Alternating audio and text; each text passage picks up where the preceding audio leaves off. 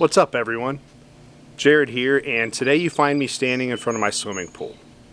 For today's video, we're going to go back in time a little bit and I'm going to show you the disassembly of this pool. We purchased this pool used from one of our neighbors. I recorded the disassembly process, but I never used the footage for a video. With more people buying used pools, I thought it might help some of you to see how a pool comes down. The owners of our pool kept their manuals, so it was easy to reverse the assembly process shown in the manual. Now, even though your pool might be different and you may not have a manual, don't let that scare you. The theory will be the same.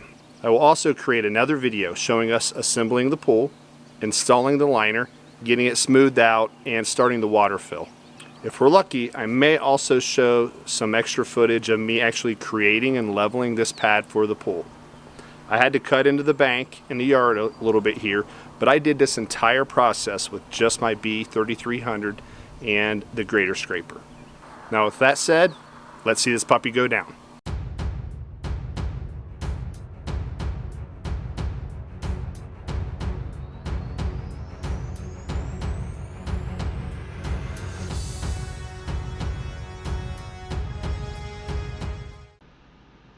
If your pool did come with a manual, I would highly recommend that you take some time and become very familiar with the assembly process of your pool prior to the disassembly. I would recommend that you use plastic Ziploc bags, storage containers, or something like that to keep track of your hardware, especially if you do not have the owner's manual.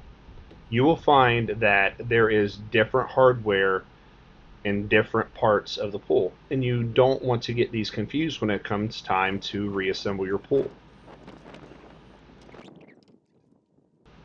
Starting here, we are removing what is called seat caps. Now, these are resin pieces on our pool, and they clamp over where the seat rails join at each upright.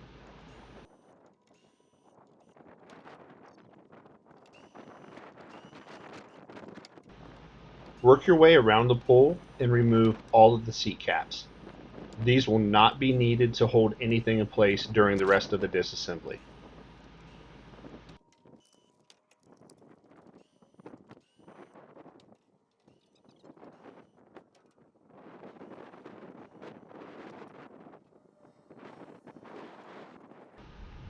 Now we will move on to removing the actual seats themselves. My seats are held on with 2 screws at each end, and I would imagine yours will be very similar. Now you will see that I am using a small cordless drill to help remove all of these screws, and I would recommend that you do the same. This just makes the process that much faster. You will also need a long extension to help your bits get into the recesses of the caps and bases.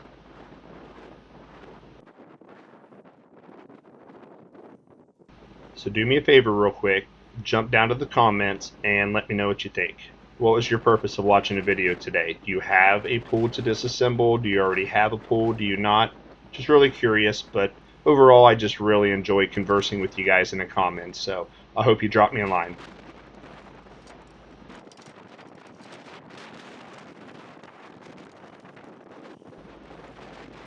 The seats are yet another item that you can 100% remove. Take every single one of them off. They are not going to be needed to keep the pool structurally sound during the disassembly. Now that's not going to be the case with everything, and you're going to see here in a little bit where we need to keep certain pieces on and work our way down to keep the pool from collapsing on itself.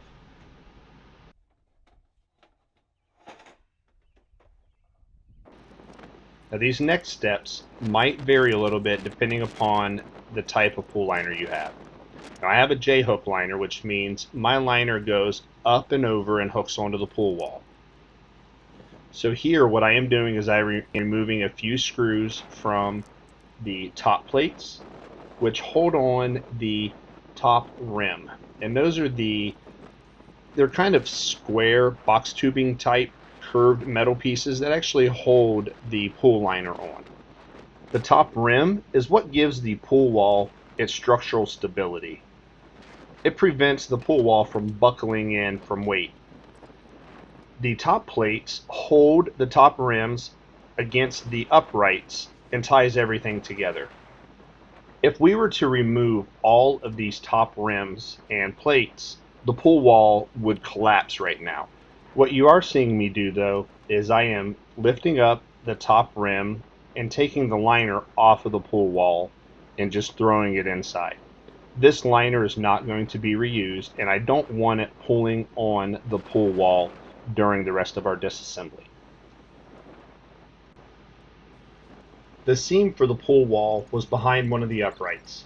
To gain access to the many screws in the seam, I have to remove this upright. To do so, I am removing the screws that hold the upright boot to the bottom steel base plate.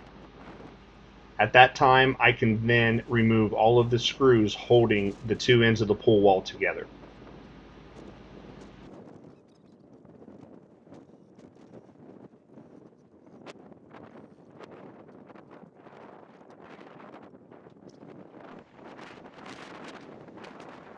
Dealing with the pool wall itself will be the most difficult part of the disassembly. It'll be much easier to handle if you have multiple people helping you. As we are rolling up the wall, we also have to lift it out of the bottom rim. Now this gets more difficult to do as the roll gets heavier and heavier. It's also nice to have extra hands to keep the wall from collapsing and to help remove the top rim as you move around.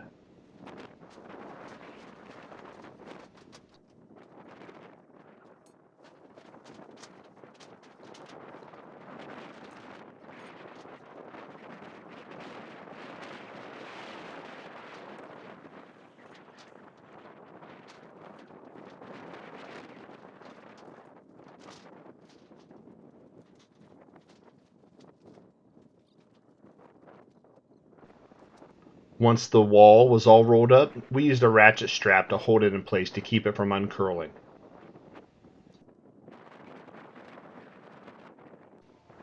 Now we're almost done.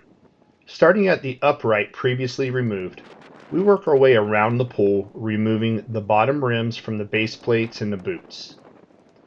The upright boots will be unscrewed from the base plates later before reassembly, but for now we are just tapping them out and laying them down. So that's it. If you haven't yet done so, hit that subscribe button. Then click the bell icon to be notified of upcoming videos, including the upcoming video of the pool reassembly. If you liked the video and found it helpful, please hit the thumbs up and leave me a comment. All of this gives me incentive to keep creating videos for you guys. Thank you and have a great rest of your day.